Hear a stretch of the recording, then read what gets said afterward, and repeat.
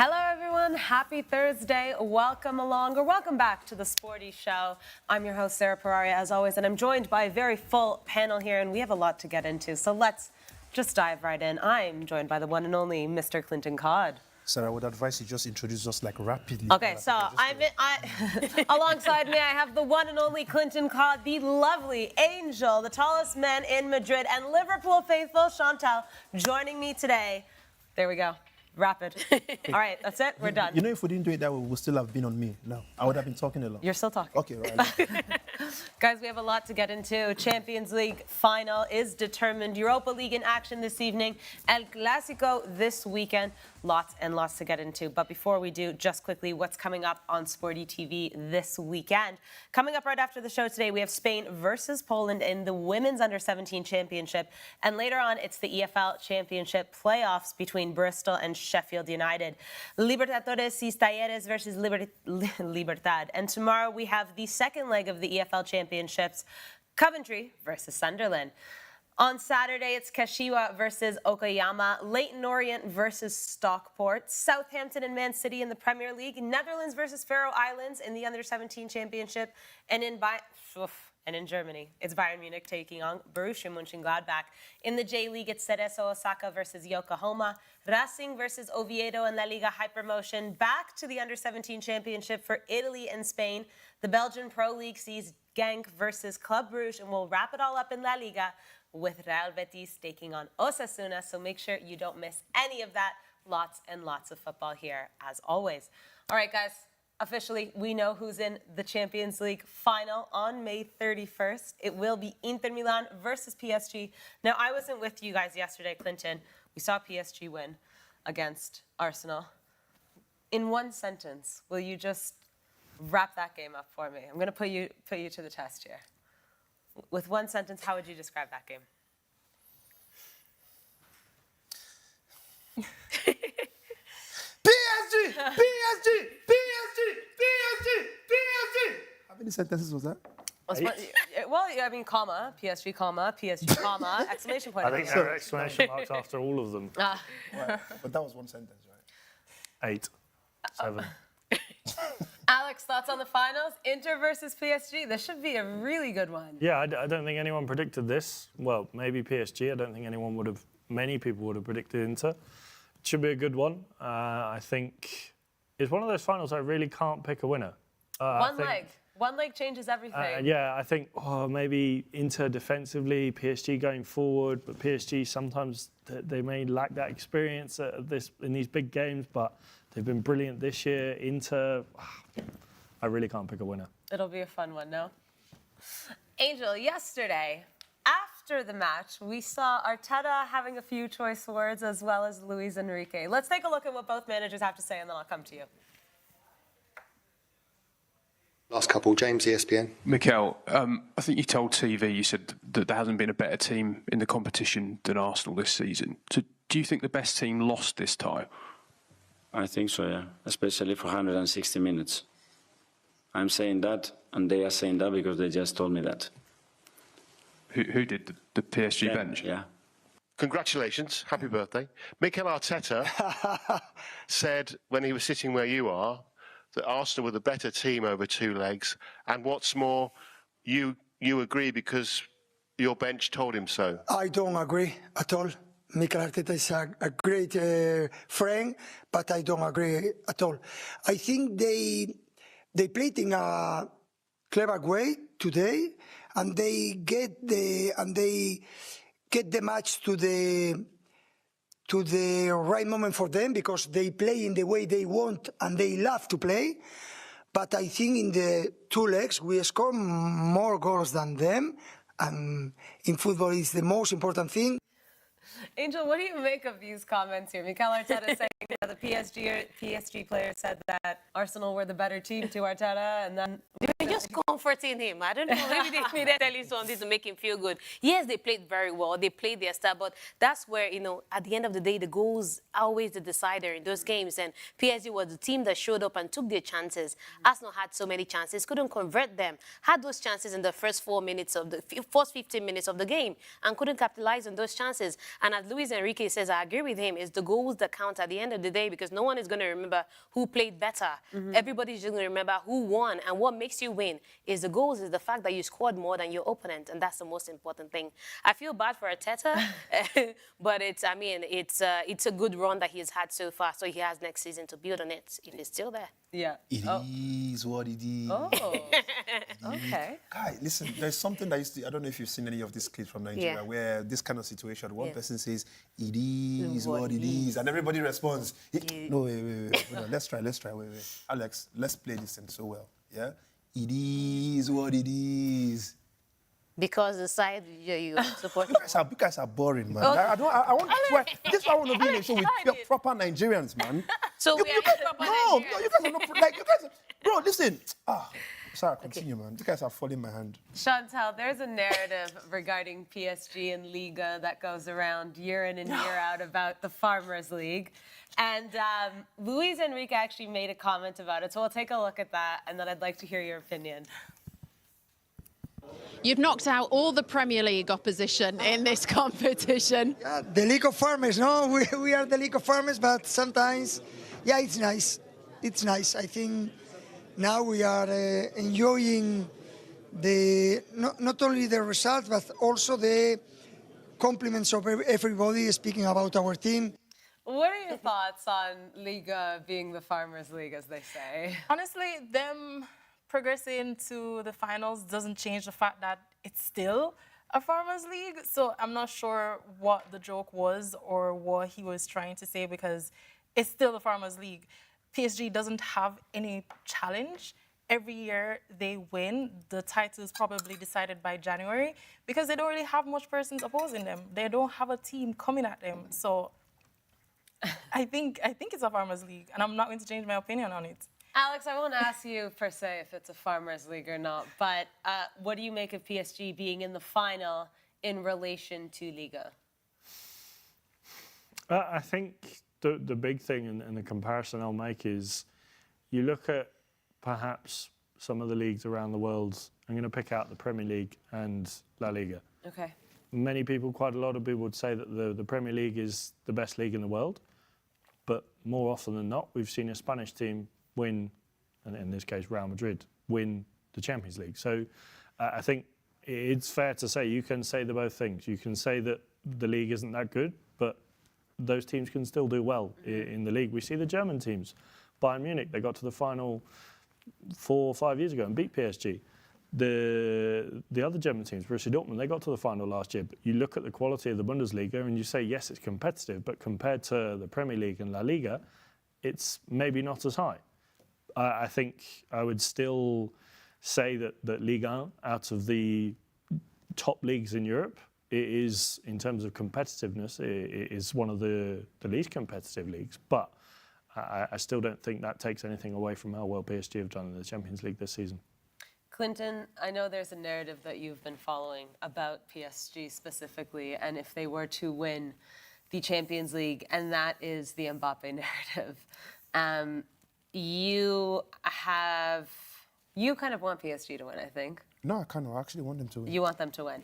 And last time I spoke to you, you were saying, can you imagine what this would mean for Kylian Mbappe, knowing that he left this team and now they're in the final. They might win, 50-50 chance, What would that mean for Kylian Mbappe? And also, what does that mean for PSG? Well, I think for PSG, first of all, it's going to be mean heaven and earth. Literally, this is something they've been battling or wanting to... The one trophy they've been looking for all these years. They had a Lionel Messi, had a Neymar, had an Mbappe in one team. They had like 3 or 2 legendary players plus one, upcoming legend, in the making, all in one team. They still weren't able to achieve it. And then all of a sudden, all 3 of them depart the team. And this is where it becomes even almost like they could actually win it this time, because in all sincerity, when you look at this PSG, look at Inter, of course, Inter Milan, they put up a very good fight, through this competition. And when you look at PSG as well, we saw how they managed to handle Liverpool, they've handled Arsenal. Every single time they've turned up in this Champions League, they've literally been very solid, in my opinion. They've not really shown us this PSG that you would think they play in that Farmers League. Listen, and I want to correct this narrative when we say Farmers League, right? Of course, I would always continue saying it. The French League is a Farmers League, but PSG is not really a Farmers team. There's a difference between the league and the team. PSG is literally the only solid team that we see in France, and that's the reason why, of course, they've got the money. They can bring in whatever kind of players they want. PSG, in all sincerity, when you look at them actually having Lionel Messi, Neymar, and Mbappe in one team, is to tell you how solid, and how financially capable that team are. And all these, they're a very typical example that it's not really all about how much you have or how much kind of players you want to bring in. All these players, they've all gone, and look at the kind of projects that they seem to be, managing, and look at how successful they've now become, even in this current. Please, this picture I'm seeing. I'm sorry. Sometimes I feel sad looking at it, but Kylian Mbappe, I think it's going to be really, really sad for him though, because everybody knows that this is one trophy that he might want to add to his cabinet, right? Of course, he's going to win it at some point with Real Madrid. This is not the end of the road for Real Madrid. Teams are becoming more solid and more sharp, but Real Madrid, this season, of course, they've not been the Real Madrid that people would want them to be. There's still many more years to come. So it might happen, but I think the bad side will just be the one season you decide to leave. It happened so instantaneously. So instantly. It wasn't like 2 years or 3 years later. Yeah. Of course, people would have been like, maybe they took a whole long time to develop, and maybe, who knows, within that 3 years, maybe even Real Madrid could even get it first before even the PSG. But it's literally the moment he leaves, then PSG. And honestly, I keep saying it. I know Inter might look more solid on paper for them to win, but I don't know, this thing just feels like it's written in the stars. This thing is, you cannot make this up. You don't look more solid on paper, because the bookmakers say when I say touting PSG to win over Inter. Sorry? PSG are favourites over Inter for the final. Yes, they are the favourites. Is that what it is? Angel's bringing the news. I would have thought Inter would be the favourite, but I just feel like with what is going on, it's just very evident that this is just one of those things that's been written for history in the books, that all of these players will come through this club. It's not going to happen. All of these players will leave, and that's when it happens. And it's just going to be a lesson for every other club to say, listen, just manage the ones you have there, no matter how young they are. We see with Barcelona as well. They only have that Lewandowski being the most important or most expensive or legendary player in the team. But we've seen him not play, and it doesn't. You will still see Barcelona being solid with the young kids that they've literally brought up. So I would love to see PSG eventually take that one. I would love to see Inter take it, but okay. Okay, well that's I'll just ask you guys then, who maybe are you gunning for? So you're going for PSG. 100%. Because you just want problems. Yeah. Angel, you're going for Inter. Yeah. Is there a reason? Yeah, I feel like they've knocked out the favourites, in my opinion. The former favourites is Barcelona, and if they're able to replicate what they did against Barcelona in the final, then they can beat anyone. If you can beat Barcelona, you can beat PSG as well. I mean, they will begin to believe that they can do that. And we saw that sometimes it's not even the most formidable team that go on to win, because it's the final. It's just it's who shows up on the day. We saw that in the 2010 UEFA Champions League final between Inter and Bayern Munich. Bayern were the better side on paper to win that one, and Inter snatched it at the end of the day. So, I mean, it's a final and it could go anywhere. And I'm always root for the unlikely team to win. The least favourites and the underdogs, so to speak, even though it looks like there are no minnows in football anymore. You can really call Inter an underdog if they beat Barcelona. But I think I would prefer Inter to take this one. But though, Sarah, from your point of view, right, would you really think that when you look at PSG and this Inter Milan, you would think Inter Milan are the underdogs in this too? I can understand maybe why, because I think PSG's 2 legs over Arsenal seemed easier on paper than Inter and Barça, because that was such a back and forth fight. Inter had to do a lot more to get there. In my opinion, I think PSG had, I don't want to say it was easy, because nothing is easy, but it looked a lot more smooth sailing. So I think that's maybe why PSG are the favourites. And since, the turn of the year, 2025, they've been absolutely unbelievable. We've seen Inter fall to Milan, Napoli, Juve in the Serie A and the Coppa Italia, whereas PSG have only fallen of late, but that's after they clinched the league in March. So I think maybe PSG, their run just looks a lot more solid. But I agree with Angel. But if we go by the players on paper, right? We are looking at the caliber of players. Of course, you would mention maybe the likes of an Ousmane Dembele, of which when we saw yesterday's game, Ousmane did not even start the game, but PSG still were able to put up some level of fight before he even came up later on. And I can't remember if when he came, that's when they produced the second goal, or they had produced the second goal before he came. And I can't remember now. But when you look at that Inter and you look at that PSG, player head to head, would you not think that Inter, they look more of the solid guys compared to that PSG? No. Before the Barca game, nobody gave Inter a chance, honestly. I didn't think Inter were going to get past They also came off two back-to-back losses. They were knocked out of the Coppa Italia. And then the league as well. I think also maybe age plays a factor because PSG are a lot younger of a team than Inter. So people might think, okay, they're going to be pacier, they're going to have the endurance, But then again, I mean, you see Acerbi, he's 37, scoring against Barça like that. He had no business being there, but he still did it. So I don't know, maybe they're also favoring a younger team, but it's one game. This goes both ways. I think it goes both ways. Alex, who are you going for? Who do I think is going to win? Who are you going for? Goals. You don't have a preference whatsoever. I don't mind who wins. So Okay. I think as long as we get an entertaining game, I still can't pick a winner in terms of who I think is going to win. Gun to my head right now. Oh, well, stop bringing the guns to the show, guys. No more guns on this It's a figure of speech. Gun to my head right now. If I had to pick a winner of who I think is going to win, I'm going to say PSG. Okay. Shantelle, you leaning one way or another? Are you also, like Alex, kind of just hoping for a good I want Inter to win. Oh, so fast. Why? Yeah, I want Inter to win. Do you have a reason? This isn't based on I actually don't. who is the better team or stats and facts. No. PSG knocked out Liverpool, and I'm salty. I don't want to see them win. Blame me. So I'm going for Inter. Let's go Inter.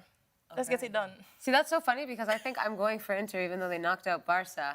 No. Because I think... I'm a generational hater. It's fine. Yeah, no kidding. I think as much as I love Luis Enrique and as much as this PSG side has played such good football and individually their players, their midfield is incredible. It's nothing against any of the players or the manager, but I think PSG as a whole and what it means in football, it feels like if PSG were to win the Champions League, it doesn't leave a good taste in my mouth. You know what I mean? I mean, I think a lot of people had the same feeling when Man City won, obviously. But I think that I have to try and separate that because there are players playing for, this moment in a lifetime for them, and it's an incredible trophy, and it's an incredible feat for Luis Enrique, but there is just a little bit of... I don't know, something that it doesn't feel as maybe authentic as the Inter. And also Simone Inzaghi, what this would mean to him. But I think I'm with you, Alex. I do want to just see a good match here. Shantelle, should we jump to some comments and then we need to move along? Well, they're kind of trolling Arsenal right now. Victor says, if your team needs a left back, kindly contact Arteta. We also had a poll going, who will win the Champions League final? 64% says Inter, and 35... The other way around. Yeah, sorry, PSG. 64% said PSG, and 35% said Inter. Aniton, probably not saying that right. Imagine Mbappe feeling right now. Someone also says, people might think Mbappe left PSG at the wrong time. And there's also another comment saying that it's nice to see PSG is actually doing good without Mbappe. When they say Mbappe left PSG at the wrong time, would you not think PSG would say he left at the right time? Yeah, it depends what perspective you're looking at, obviously. All right, well, we do have 2 weeks until that Champions League final, May 31st, so we have a lot of time to preview that one. But tonight, we will see some Europa League action. Manchester United in action at Old Trafford. 3-0 ahead of Bilbao, and this one does not look good for the Basque side. No Nico Williams, no Iñaki Williams, no Sunset. It's... Clinton and Angel, obviously being the Man United fans here, you're up 3-0. They probably have their 3 most aggressive and performative players missing. Are you confident? When you look at the fact that what Manchester United has done in the Europa League this season, I would say that they're in a comfortable place to get through, like 3-0 to get through, and the fact that they are missing Athletic Bilbao, are missing their key players. Yeah. There's no Sanchez, there's no Nico Williams as well, which is very, very important because Sanchez did not feature in the last game, but Nico Williams was in the last game where they lost at San Mamés. So this is, if you don't win here at Old Trafford, where else do you want to win? Because at San Mamés, they hadn't, before that game, Athletic Bilbao had not lost any game in any competition for 8 months at home. And in the Europa League, they hadn't even lost any game this season at home. So for Manchester United to go there and pull that off, then that shows that, this is a different Manchester United from the Manchester United that we are seeing in the league. Although, when you now look at how they fared against Lyon, the game against Lyon, you wonder if it's going to be a case where, Athletic Bilbao will come and make it 3-3, and then Manchester United begins to fight to get back into the game. But I would say, if history is anything to go by, and the fact that Manchester United, like when it comes to this season in the Europa League, they haven't lost any game at all. They have got 8 wins and 5 draws, which is, the second, they will be, if they are able to progress to the final, they'll be the second English team to do that after Chelsea since 2018-2019 season, and the 7th team overall, like in the world, when it comes to the Europa League competition, to progress to the final without having lost any game. So I would expect that even if they get a draw in this one, that's still enough for them to get through. They can lose this one. They can lose 1-0. They can lose 1-0 and afford to go through because they have they've already scored three goals. Where there will be a problem is if they allow that backline to concede or allow themselves to concede 3 more. Then they put themselves in a difficult position, or even 2, because then you give your opponent hope that, we can actually do this. We can get level on aggregate and even get to win this one. So I really hope that that's not the case. And looking at their record at Old Trafford as well, they haven't lost any Europa League game since March 2022 at Old Trafford. I hope that record remains still today. And if not, even if they get to lose, let them just make sure that it's not up to 3 goals, And then that's enough for them to progress to the final. Clinton, it's looking as if today goes smoothly for both you guys and Tottenham Hotspur, that the final will be an all-English final. All-English worst team final. Maybe the most upsetting Europa League final. Manchester United, of course, Tottenham ahead on aggregate 3-1 to Bodo Glimt as they welcome Bodo Glimt to London. Now, you have the 15th place and 16th place team. What if that is going to be the final? Are you confident that Manchester United could beat Spurs? Do you expect quality football? Do you expect there to be a lot of goals? In all sincerity, see, when I look at that Tottenham, when you have 2 blind men, one of them could still see. There's a better blind man, if that makes sense, right? You're saying their blindness cancels each other out? Yeah, no, trust me. If there are like 10 blind men, there's one that could lead the other 9 somehow. He would have that sense of, we go. I don't know. Are you just saying they're both bad, so they're on the same level? Yeah, no, that's the thing. I don't think they're on the same level in terms of but I think Manchester, they are still slightly... They're 1 point difference in the Premier League, but I think that's pretty level. No, but that's the reason. That 1 point is enough for you to... Oh, I see. So at least you're at the top. It means that anywhere you go, I follow, okay? So now, if both Tottenham and Manchester United decide to go to the final, I think the favourites... If you look at sport betting websites, it will tell you that Manchester United are probably going to be the favourites. SportyBet agree with you. Oh, thank you. 1.81. Exactly. So you see. Spurs are 2.15. See. So, and obviously when you look at the players, of course, Tottenham, in fact, head-to-head, I think both teams are pretty much the same. They have some, maybe 1 or 2 world-class. Manchester United have 1 or 2 world-class. They have young players. So, but when you look at the performance lately, especially even in the Europa, I think Manchester United have done more in terms of, say, the amount of goals produced, how convincing the wins have been. I think it's Manchester United compared to Tottenham. But I think the funny thing here is just for me to see 2 really stupid Premier League teams going head-to-head with each other. I just want to see what is going to... I feel like this is a game where we're going to see, 3 red cards, just, goals because... poor defending. It's going to be like Sunday League. Of course. Fun. 100%. It's just going to be chaotic. You're not there for quality football, but you're there just to see what chaos unravels. Yes, that is literally what it's going to be. Well, we'll see what happens, but it does look good for Very Manchester likely. United. I mean, I don't see Manchester United bottling the 3-0. I mean, there's no remontada back that's going to happen for. Could we see Amad Diallo back in the starting 11? I mean, we saw him play. I think he came from the bench in the first leg, and fact is, we know that he's one of the most important. I have a little hunch. Talk to us, Alex. So you know when a team releases their match day image, he's on the front of it. They've not released it just yet, right? No, but just the image of like match day. Okay, You know when they do a match day graphic? Yeah, of course, yeah. He's on the front. Wow.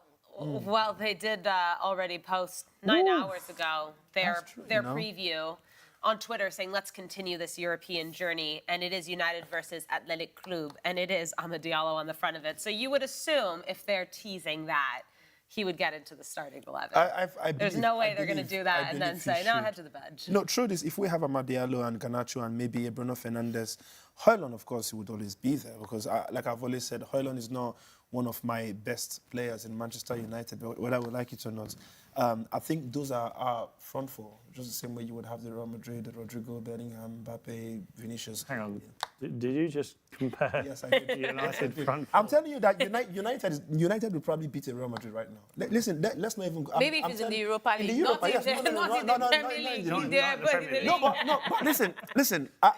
I don't know. I'm so good, and that's the reason why 3 weeks straight I've given you guys the best betting codes on this show. And literally my bet yesterday. Yesterday I did actually. Like, what was your? So I cannot remember, but I could check what I did. So I did. Over I did 2.5 bookings. Over 2.5 bookings. Under 11.5 corners. Yeah. I did under both teams to score. Under 3.5 goals, I think, wasn't it?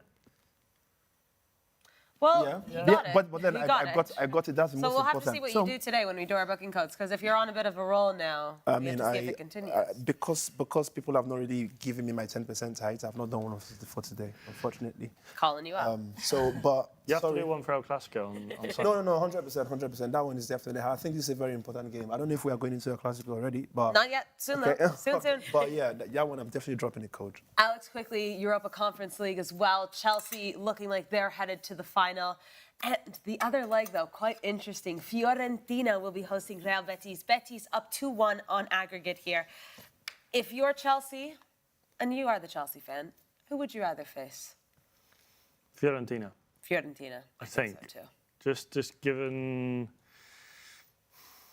I don't know, that Fiorentina have been good this season in Serie A, but I think Betis have been one of the teams that I've been really impressed with, and the way that Anthony's playing at the moment, the way that they've got some of their other players, previous Premier League players like Giovanni Lo Celso, that obviously scored that fantastic goal against Espanyol last week, and they seem to be really performing together as a cohesive unit and getting that win at home against Fiorentina in the first leg. So I think if I was Enzo Maresca, I'd be looking at the other semi-final and hoping that Fiorentina progress tonight. Yeah.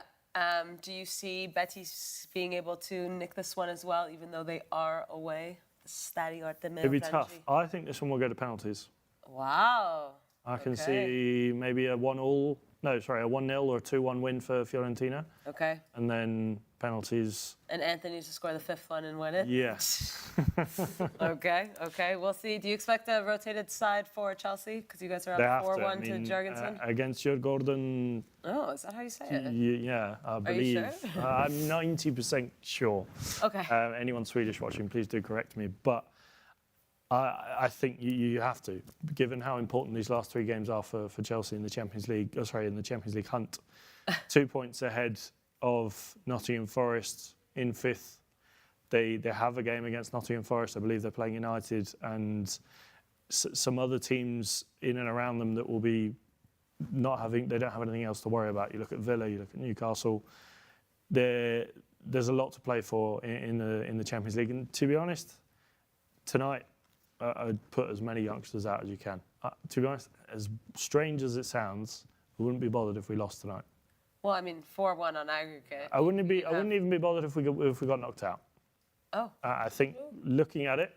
All the way in the second leg of the semi-final. You said, I don't mind if we lost. No, you know what? Knock us out. It's fine. I think the priority 100% has to be finishing in the top 5.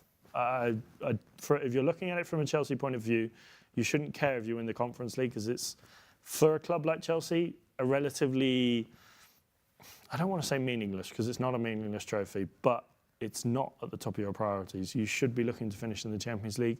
Chelsea not in the Champions League next season will have grave ramifications on, well, really serious ramifications on the players that they can bring in the summer.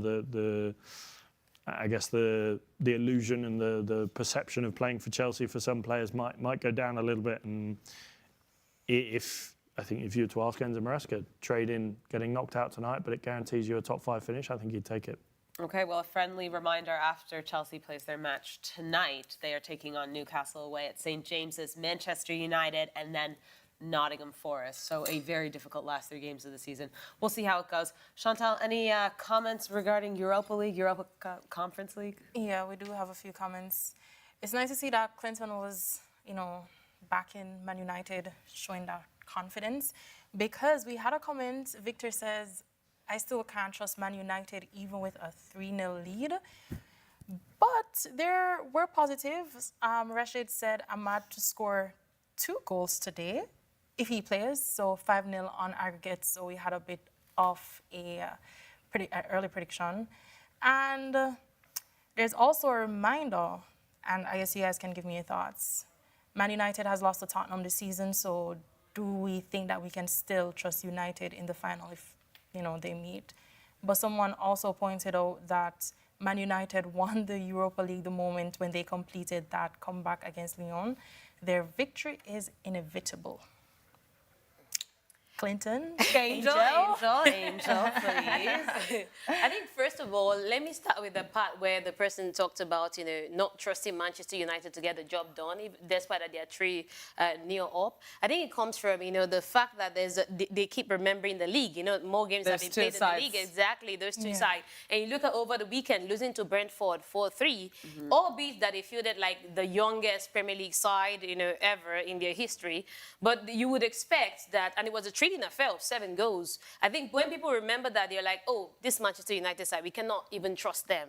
But I think we have to look at the fact that they have shown us that in the Europa League, it's a different affair altogether from the Premier League. So I think Manchester United fans should trust more that there's no way they're going to bottle 3-0. And this is their only route into the Champions League. Exactly. There's no way. Currently, they are sitting 15th on the table. The highest they can finish, even if they win all their games, is they can't go beyond 12th position. Winning that would be somewhat of their redemption arc for the season that they've been having. So maybe we'll see the best of United. Exactly. So, and then there's a second part to one question where the person asked. Losing to Tottenham already this season. Yeah. Okay.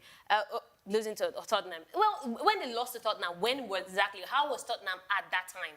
Tottenham is not well currently. Like, in the Nigerian term, we say it's not well currently. Like, when I'm saying that, it's not the Tottenham that, that started the season. Or I think in January, we even saw a better Tottenham side when some players like Son came back from injury and all of that. And it's like, it was a rejuvenation for Ange Postecoglou's men. But since then, it's been like, they've been on a downward spiral.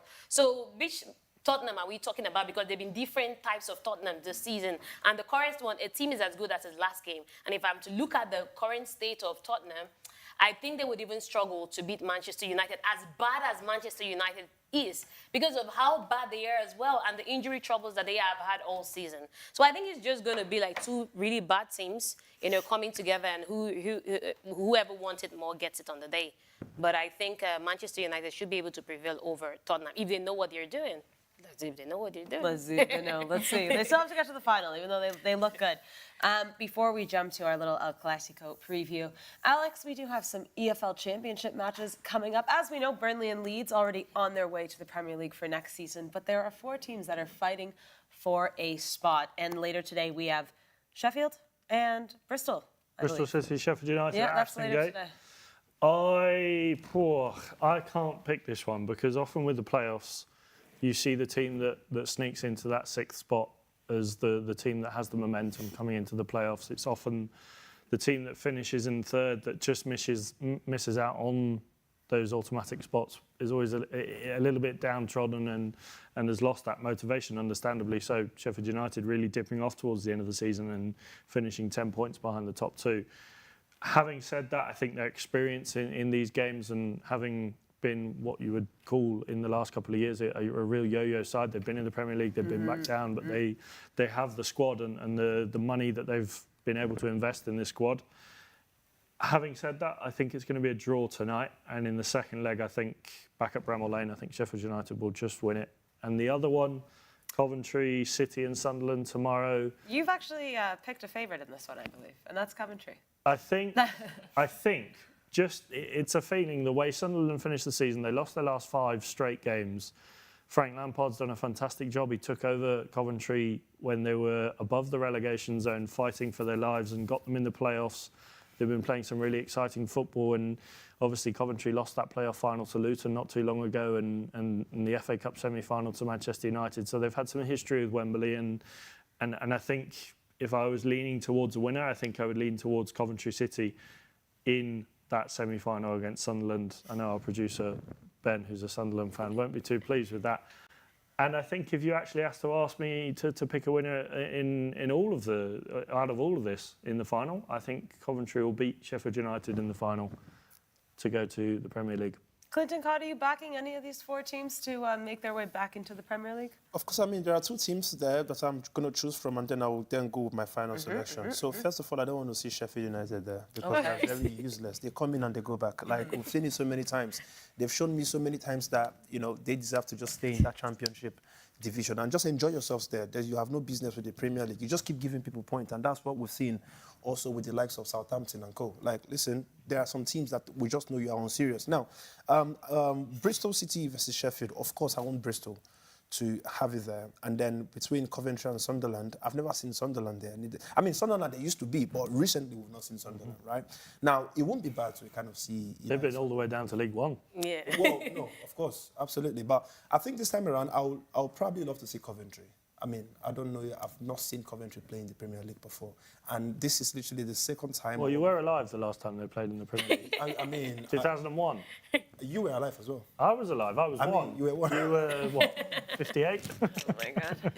I've never seen Coventry play in the Premier League. You were alive as well. Yeah, but I've never seen Coventry No, we've never... play. I've only seen Sunderland and then Sheffield United. Even Bristol, I can see that. They've not For Coventry, been in the first division since 1980. Yeah. For Coventry, right, is how many times that they've kept on knocking on that one against the Premier League. I think that lost to Luton in the final. Exactly, yes, absolutely. And the crazy thing is, I watched that game, and trust me, the better team, when I watched it, it was literally Coventry. I enjoyed what they played, and I would love to see what they could do in the Premier League. Of course, maybe usually the first season from this championship team is usually not the best, you know, and you know, if you're able to win a couple of games just to keep yourself there, it just means, of course, if you have the right players, there's a lot of money to, you know, you will be able... We saw Luton go back. We saw Luton signing some really good players. Like, for example, we saw Victor Moses getting into... I just need you to pick a team.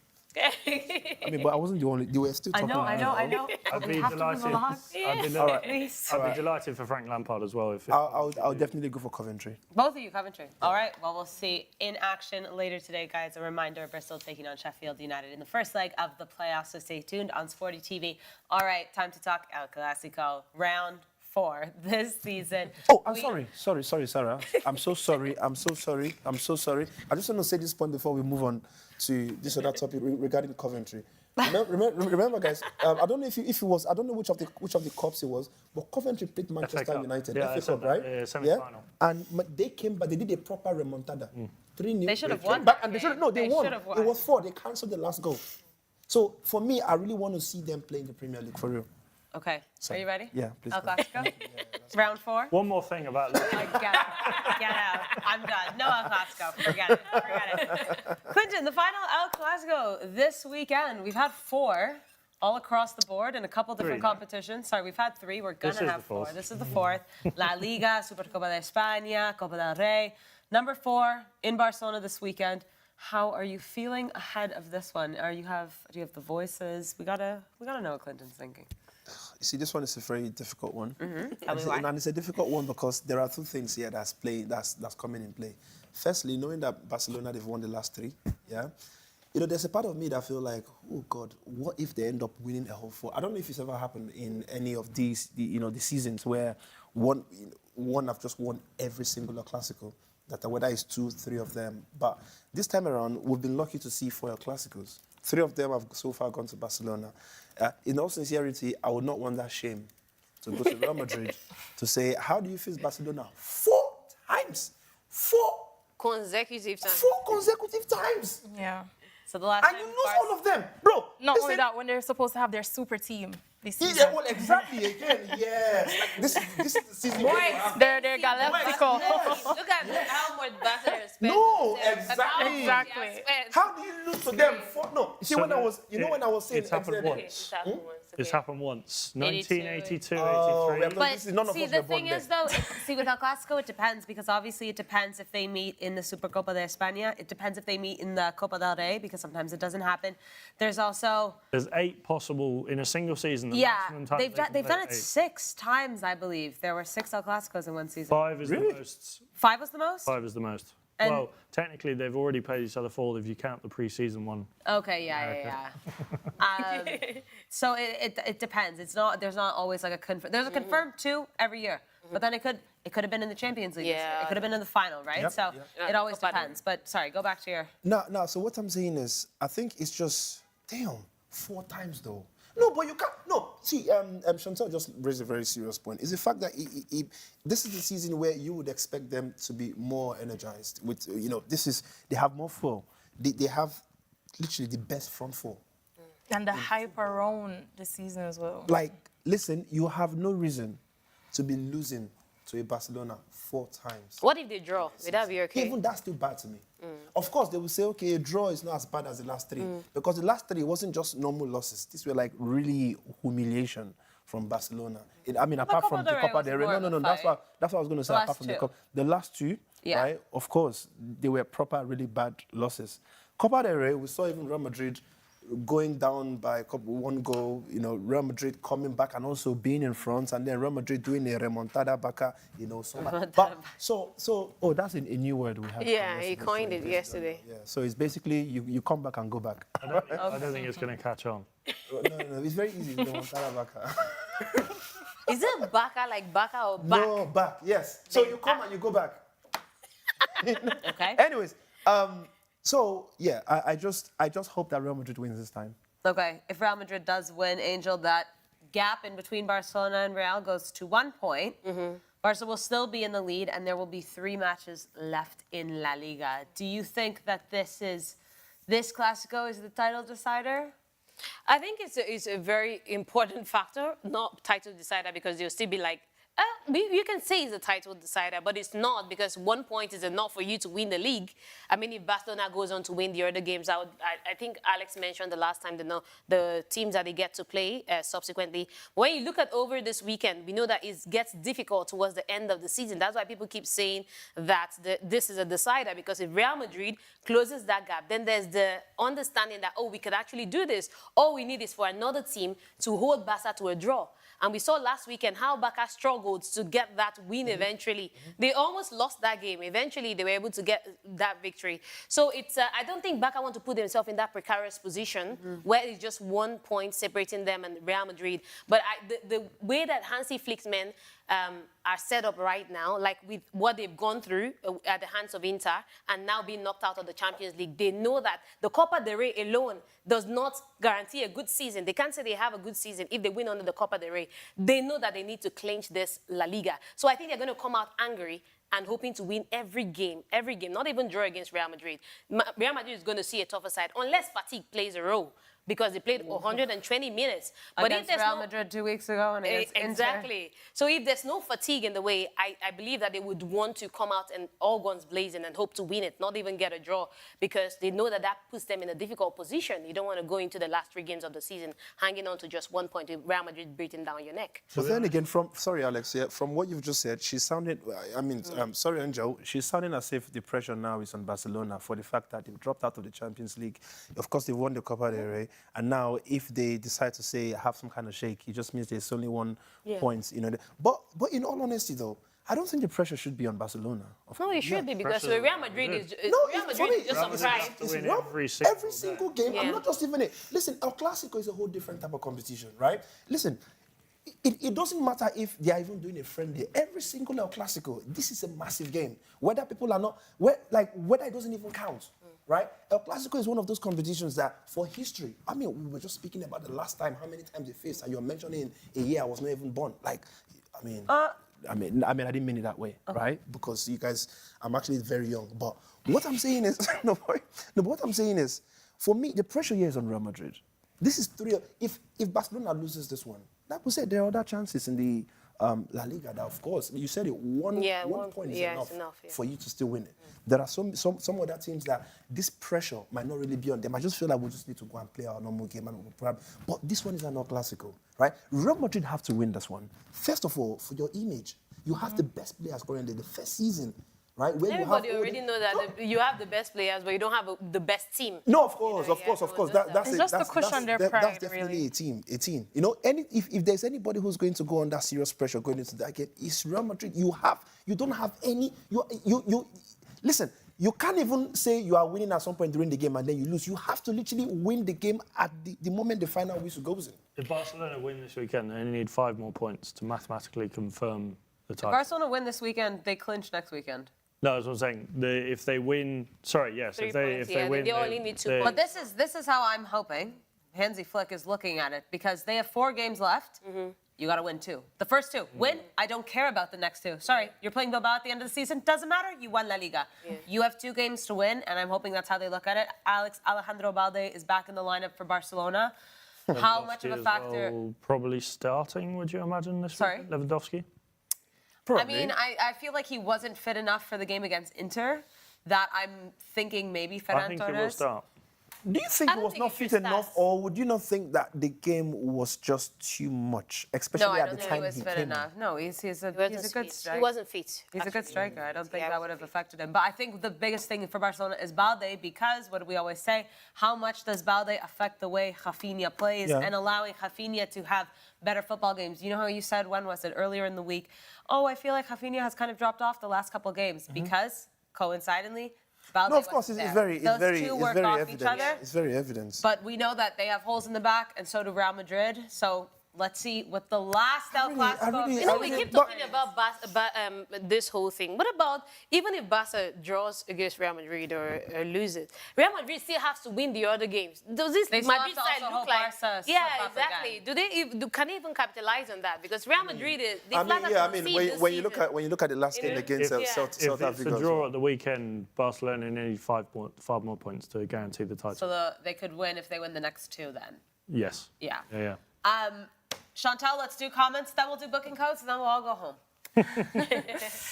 So we have a prediction addressed to Clinton, actually, for El Clásico. Clinton, I promise you that the El Clásico will end with Mbappe scoring a brace. Amen. Victor says, this time around, Madrid might lose 5-0 if they're not... Jesus Christ. If they're not careful. And someone also says Carlo has no clue how to beat Barça, so Madrid will be beaten convincingly. But 4 times in a season, that would be so fatal. Hey, God. I mean, Angel raised a very good point, saying that if there's fatigue... No, stop it. But I used it at the right time, though. Yeah, you did. At least in there. Real Madrid.